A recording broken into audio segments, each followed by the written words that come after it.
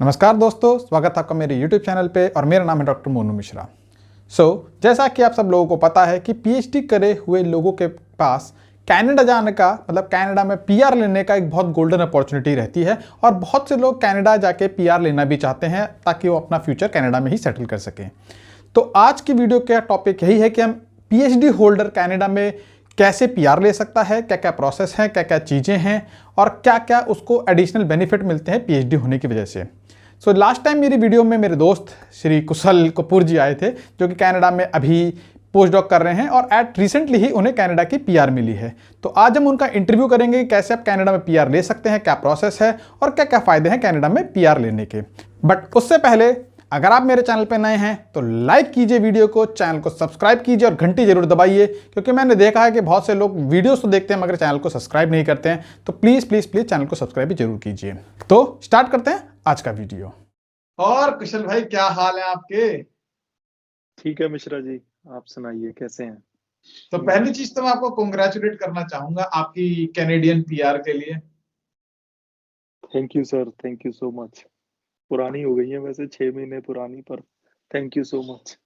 तो कुशल भाई, सबसे पहला क्वेश्चन कुछ ऐसे सोच के नहीं आया बट सोचा विद द फ्लो पूछ ही लेते हैं। कैनेडियन पीआर क्या पीएचडी वालों के लिए इजी है रिलेटिवली, दोस्त जिनकी पीएचडी नहीं है? इजी है भी और नहीं भी। द पॉइंट इज, जैसे हम पहले भी बात कर रहे थे इसके बारे में कि आप ऑनलाइन सीआरएस स्कोर कैलकुलेटर है, तो उसमें जो भी आपके क्रेडेंशियल्स हैं, जो भी आज तक आपने किया है, जब बीएससी की है, बीए किया है, बीटेक किया है, मास्टर्स किया है, पीएचडी किया है, जितने जो भी आपके क्रेडेंशियल्स हैं उसके आपको पर्टिकुलर क्रेडेंशियल्स के पर्टिकुलर मार्क्स मिलते हैं। और पीएचडी अगर आपके पास है तो आपको 150 है तो 150 में से 150 मिल जाते हैं। ठीक है, तो पॉइंट इज, यस, पीएचडी करने का बेनिफिट है। द रीजन इज, उस केस में एजुकेशन पे जहां पे आपको मार्क्स मिलते हैं सीआरएस स्कोर में, वहां आपको फुल में से फुल मार्क्स मिल जाते हैं। कुल मिला के ये कि अगर आप बीए एमए या फिर बीएससी एमएससी हैं तो आपको हमें उससे तो ज्यादा ही हमेशा एडवांटेज रहेगा, जो नॉन पीएचडी उससे आपको हमेशा ज्यादा मार्क्स मिले होंगे जी। अच्छा, ये बताइए ये सीआरएस स्कोर क्या होता है? CRS score Canadian website, Canadian immigration department की ओर से एक कैलकुलेटर बनाया हुआ है ऑनलाइन, जो कि cic.gc.ca पे मिल जाता है आपको। मैं लिंक दे दूंगा आपको, आप डिस्क्रिप्शन में डाल सकते हैं वो। उस वेबसाइट में जाके आप अपना स्कोर कैलकुलेट कर सकते हैं। ठीक है, बहुत सारी थर्ड पार्टीज के अपने अपने कैलकुलेटर्स हैं, प्लीज उन पे रिलाई ऑन मत करना। कोई बार ऐसा होता है कि कईयों को 700 स्कोर दिखा देता है, बट वो एजेंट्स का अपना एक कैलकुलेटर होता है। उन्होंने सिर्फ, मैं किसी एजेंट के अगेंस्ट नहीं हूँ टू बी ऑनेस्ट, बट कुछ लोग वो कैलकुलेटर को मैनिपुलेट कर लेते हैं। तो रेदर देन किसी गलत बंदे के पास फंस जाओ, उससे अच्छा है कि सीआईसी की अपनी वेबसाइट पे जाइए, जो कैनेडियन इमिग्रेशन डिपार्टमेंट हैंडल करती है और एवरी नाउ एंड देन उसको अपडेट करती रहती है। तो उस वेबसाइट पे जाके आपके जो जो क्रेडेंशियल्स हैं, क्रेडेंशियल्स का मतलब एजुकेशन के कितने मार्क्स हैं, एजुकेशन के बाद आपके स्पाउस, आपका, आप मैरिड हो या अनमैरिड हो, उसके पॉइंट्स हैं।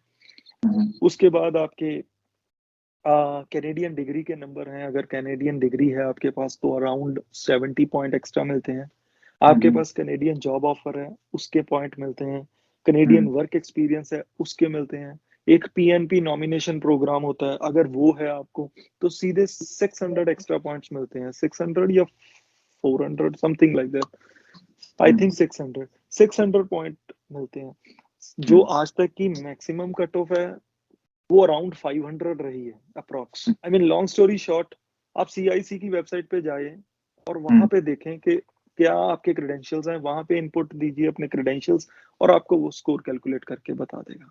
ऑन एन एवरेज 480 460 से ऊपर स्कोर बहुत अच्छा माना जाता है कि पीआर आने के काफी हाई चांसेस हैं। तो ये तो आपने कहा कि भैया आप उस वेबसाइट पे जाइए, जो बताया मैं इसका लिंक दे दूंगा, और वहां पे जाके अपना स्कोर कैलकुलेट कर लीजिए, आपकी एम्प्लॉयमेंट क्या है, आपको कितना साल का एक्सपीरियंस है, स्पाउस, डिग्री, एजुकेशन, सबके नंबर मिल जाएंगे। और अगर 460 480 से ऊपर है then certainly there is a high chance that you will get a PR.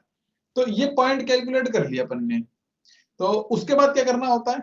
ठीक है, उसके बाद आपने एक अकाउंट बनाना है, जैसे आप फेसबुक का अकाउंट बनाते हैं, एज सिंपल एज दैट। एक अकाउंट बनेगा आपका, ठीक है, उसको माई अकाउंट नाम देते हैं ये इमिग्रेशन डिपार्टमेंट वाले। उस अकाउंट में जाके आप एप्लीकेशन अपनी, जो आपके क्रेडेंशियल्स आपने स्कोर कैलकुलेट किया था एज इट इज, वही सवाल आपको दोबारा वो अकाउंट में पूछे जाएंगे। आप क्लिक करते हो, I am applying for permanent residency in Canada, आप वहां पे क्लिक करते हो, वो आपसे आपका नाम पूछेगा, एज पूछेगा, उसके बाद वही सवाल जो आपने सीआईसी की वेबसाइट के कैलकुलेटर पे डाले थे, जिनके जवाब करके आपको पता है कि मेरा 480 स्कोर बन रहा है, वही सवाल वो वहां पे दोबारा पूछेगा ऑफिशियल वेबसाइट पे जाके, सेम क्वेश्चंस। और at the end of the day जब वो आप सारा फॉर्म भर दोगे, इट्स प्रेटी लेंथी, उसको थोड़ा ध्यान से भरने वाला काम है, 2 घंटे के आसपास लग जाते हैं, 1.5-2 घंटे। For me it took like 2 hours, क्योंकि मैं हर स्टेप को बहुत ध्यान ध्यान से देख देख के कर रहा था, वेरीफाई करके। कुछ चीजें ऐसी थी जो नहीं समझ आ रही थी, वो फिर आप गूगल करते हो, आपको थोड़ा रिसर्च करनी पड़ती है। एनीवेज, जब वो कर देते हो, आपका स्कोर कैलकुलेट होके एक आपको, आप सबमिट पे क्लिक करते हो, कोई फीस नहीं है इस स्टेप पे सबमिट करने की, ठीक है। एक प्रोफाइल आपने बनाई, उसमें आपने सारे क्रेडेंशियल्स डाले और सबमिट कर दी, फिर आपका स्टार्ट होता है वेटिंग पीरियड। तो वो कहने का मतलब, बाय वीकली जब ड्रॉ आता है तो वो कट ऑफ स्कोर बता देते हैं कि दिस टाइम इट इज 460 470। अगर आपका स्कोर उस कट ऑफ से ऊपर है तो आपको आईटीए आएगी, इनविटेशन टू अप्लाई। जब आपको इनविटेशन टू अप्लाई आएगी ना, जो आपने क्रेडेंशियल्स डाले थे, जितनी इंफॉर्मेशन डाली थी पहले, उसके बेसिस पे आपको अब एक नई प्रोफाइल तो चलो बनी होगी, एक लिंक आएगा जहां पे जाके आपने डॉक्यूमेंट अब सबमिट करने, यानी जो आपने कहा था अब आपको प्रूफ करने का टाइम है कि अगर मैंने कहा था मेरे पास पीएचडी है, तो आपको प्रूफ करना है कि आपको पीएचडी है। रैस हो गया, आइल स्कोर हो गया, वट जो भी आपने क्लेम किया था, वो सारे डॉक्यूमेंट अपलोड करके साथ में पर पर्सन अराउंड अराउंड 1400 फीस है, जिसमें से $500 लैंडिंग फीस होती है, वो ऑप्शनल है, वो आप बाद में भी कर सकते हो। अराउंड $1300-1400 फीस सबमिट करने के बाद आपकी प्रोफाइल सबमिट हो जाती है। फिर आपका स्टार्ट होता है जी वेटिंग पीरियड। वेटिंग पीरियड में 2 महीने भी लग सकते हैं, कईयों के 2-2 साल भी लग जाते हैं, वो बड़ा अनसर्टेन है, डिपेंड करता है कि आपका वीजा ऑफिस कौन है और ऑफिसर कैसा है। सो फार व्हाट आई हैव नोटिस्ड, अगर आपकी फाइल अच्छे से लगी हुई है, प्रोफाइल अच्छे से बनाई है, टाइम लगा के आपने एक एक चीज को, पॉइंट को सोच सोच के बहुत ध्यान से भरा हुआ है, तो टाइम नहीं लगता ज्यादा। मेरी पीआर अराउंड 2 से ढाई महीने में आ गई थी, विच वॉज एक्सेप्शनल। लेकिन हाँ, ऐसा नहीं है कि मेरे ही केस में ऐसा हुआ है, अराउंड 10% लोगों के पीआर 2 से ढाई महीने में आ जाती है। बाकियों की जिन्होंने फाइल, मुझे लगता है कि फाइल में ही थोड़ा लगाने में कहीं ना कहीं गड़बड़ हो जाती है, जो कि इमिग्रेशन ऑफिसर टाइम ले लेता है फिर ज्यादा। वो हो गई, फिर आपको एक लेटर आती है कि आपकी प्रोसेस हो गई है जी फाइल, आप हमें अपना पासपोर्ट सबमिट कर दीजिए। जो इनलैंड कैंडिडेट है, जैसे मैं विद इन कनाडा था, तो मुझे वो लेटर नहीं आई थी, मुझे डायरेक्ट वर्चुअल लैंडिंग की लेटर आ गई थी कि you have landed in Canada as a permanent resident, congratulations, like that. लेकिन जो कनाडा से बाहर हैं, उनको एक रिक्वेस्ट लेटर आती है कि पासपोर्ट सबमिट कर दीजिए। पासपोर्ट पे फिर एक वन टाइम एंट्री वीजा लग जाता है, वो वन टाइम है या मल्टीपल एंट्री है, वट वो जैसे ही आप कनाडा आते हो, आपको एक लैंडिंग डॉक्यूमेंट दे देते हैं कि ये आपका लैंडिंग डॉक्यूमेंट है, उसको कहते हैं कंफर्मेशन ऑफ पीआर, सीओपीआर। एक बार आपकी सीओपीआर आपके हाथ में आ गई, उसके बाद आप अप्लाई करते हो अपने पीआर कार्ड के लिए। उसको अराउंड 1.5 से 2 महीने लग जाते हैं पीआर कार्ड आते आते।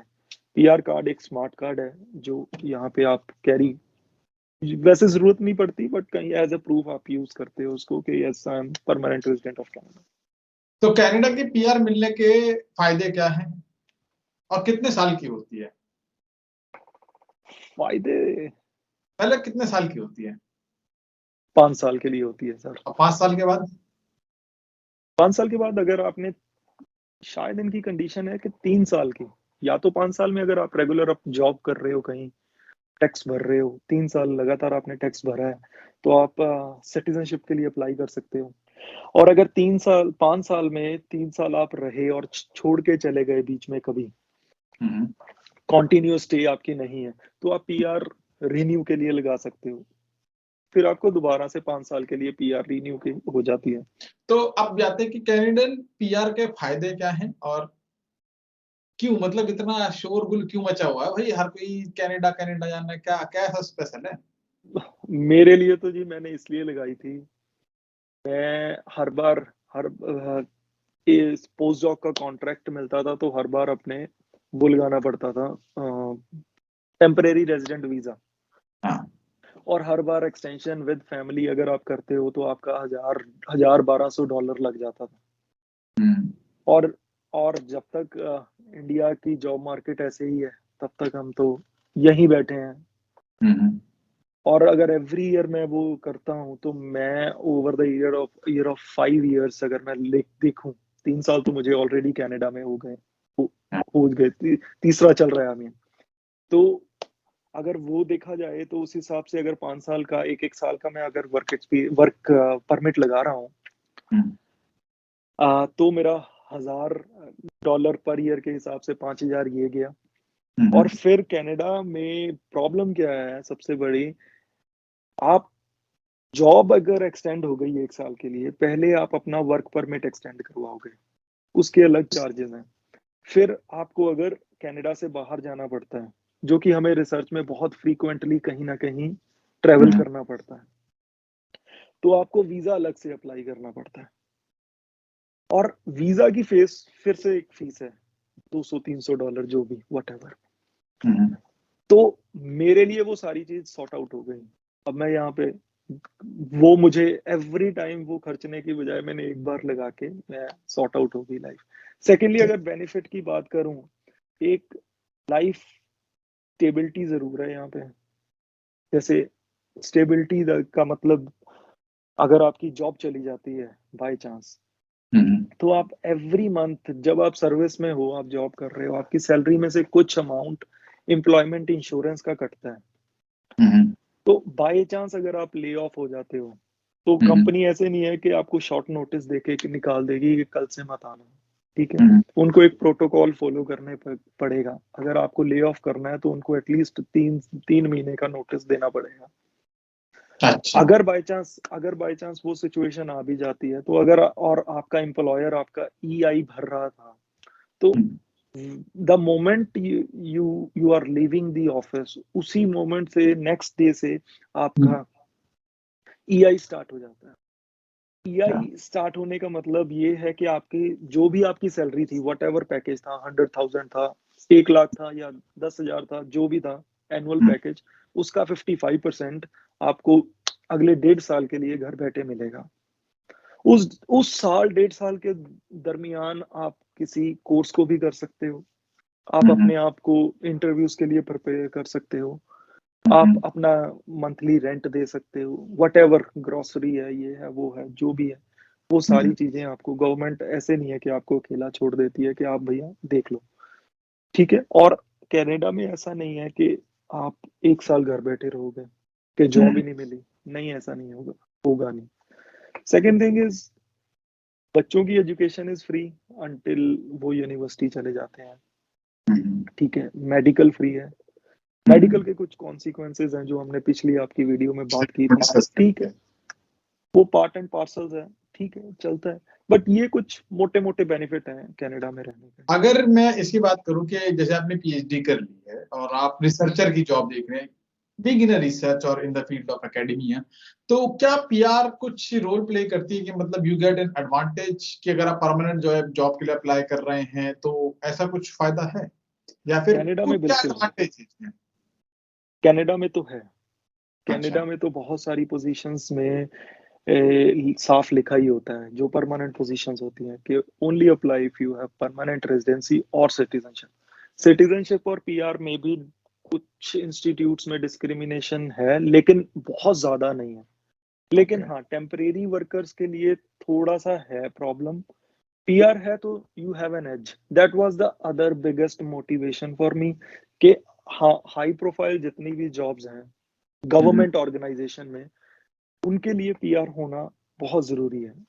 तो किसी भी गवर्नमेंट ऑर्गेनाइजेशन में आपने जॉब अप्लाई करनी है, किसी यूनिवर्सिटी में करनी है, या फिर फेडरल गवर्नमेंट की बहुत सारी पोजीशंस निकलती हैं, वहां आपने कुछ अप्लाई करना है, तो पीआर के बगैर बहुत सारे इंस्टीट्यूट्स बोल देते हैं कि if you are a temporary worker please don't apply for this, you are ineligible. वो वेबसाइट के ऊपर ही लिखा होता है। जैसे ही आप फॉर्म भरते हो आधा घंटा लगा के, लास्ट में जाके वो मेंशन कर देते हैं ये चीज को, you can not submit your profile since you are ineligible. हाँ, तो पीआर डेफिनेटली एक एज है और एक बहुत बड़ा फैक्टर है। तो आपको अभी पीआर मिल गया है, आपको क्या डिफरेंस फील हो रहा है? Do you feel any difference after getting the PR? And मतलब बिसाइड्स हैप्पीनेस, अगर खुशी की बात छोड़ दिया जाए, उसके अलावा क्या लग रहा है? मुझे ऐसे लगता है कि मेरे हाथ ना वो पंखों में तब्दील हो गए हैं, मैं हवा में उड़ रहा हूँ। नहीं यार मोनू जी, ठीक है यार, ओके है। मुझे कोई ज्यादा अगर फर्क कहूँ मुझे पता नहीं। एक मेंटल सुकून ही कह सकता हूँ कि मेंटल सुकून है कि अब मेरे पास दो ऑप्शंस हैं। मैं इंडिया जाना चाहूँ इंडिया रह सकता हूँ, यहाँ रहना चाहूँ यहाँ रह सकता हूँ। तो बढ़िया है, ठीक है। काफी अच्छा इंटरेक्टिव सेशन था, काफी कुछ सीखने को मिला मुझे इससे। और ये डाल देते हैं वीडियो और देखते हैं लोगों क्या कमेंट आते हैं। मैंने देखा है आप काफी कमेंट का खुद ही जवाब दे रहे थे, तो जो भी कमेंट आएंगे अब ये संभालना आपकी जिम्मेदारी है वीडियो के ऊपर, क्योंकि कमेंट तो काफी सारे आएंगे। PR is a hot topic और काफी लोग पीआर के लिए मेरे ख्याल से चक्कर में रहते हैं, जहां तक मैं जानता हूँ। सो एक सबसे डिस्क्लेमर सा जरूर डाल देना कि भैया हम ना ही किसी चीज के लिए रिस्पॉन्सिबल हैं और ना नहीं, यहाँ पे कोई एजेंट नहीं है, हम बस ऐसा है क्योंकि एक फैमिली की तरह हेल्प कर सकते हैं, एक दोस्त की तरह हेल्प कर सकता हूँ, सजेशन दे सकता हूँ, पर उसका काम नहीं कर सकता हूँ, मतलब नहीं होगा सजेशन दे सकते हैं कि क्या करना है। हाँ, ये मतलब नहीं होगा कि मेरा सजेशन ठीक ही होगा। मैं भी अरे ऐसे कई बार ऐसे कमेंट आते हैं कि सर मुझको बायोटेक्नोलॉजी में टॉपिक ढूंढ के दे दो। अब ऐसा कमेंट का क्या जवाब दिया जाए बताइए? तो ऐसा कोई कमेंट नहीं करेगा कि मुझे मेरी पीआर लगवा दो। कोई डाउट है तो जरूर पूछ सकते हो, पूरी स्टोरी एक्सप्लेन तो नहीं करी जाएगी। हाँ, किसी को कोई डाउट है अनडाउटेडली मैं हेल्प करूंगा जितनी नॉलेज है, लेकिन हेल्प का मतलब सिर्फ हेल्प ही है। हाँ, हेल्प ही है। हाँ, एक असिस्टेंस ही है। उससे ज्यादा ये ना सोचना कि कुछ अरेंज करवा दो जी वहां से, कुछ वो करो, क्योंकि मैं उन चक्करों में कभी पड़ा ही नहीं और मुझे पता ही नहीं है कि वो कैसे होता है। चलिए ठीक है कुशल जी, इस सेशन को इतना ही रखते हैं, और कोई डाउट होगा तो मैं आपके पास आऊंगा, या फिर आप देख लीजिएगा जो जो कमेंट आपको सही लगे उचित लगे उसका आंसर कर दीजिएगा। बिल्कुल बिल्कुल मिश्रा जी। आई होप दोस्तों आपको ये वीडियो काफी इंफॉर्मेटिव लगा होगा और काफी कुछ आपने सीखा होगा। अगर वीडियो इंफॉर्मेटिव लगा है तो लाइक जरूर कीजिए, चैनल को सब्सक्राइब कीजिए और वीडियो को शेयर कीजिए अपने दोस्तों के साथ जिन्होंने पीएचडी करी है। तो आज की वीडियो के लिए इतना ही, मिलते हैं नेक्स्ट वीडियो में कुछ नए कंटेंट के साथ। तब तक अपना ध्यान रखिए, बाय बाय।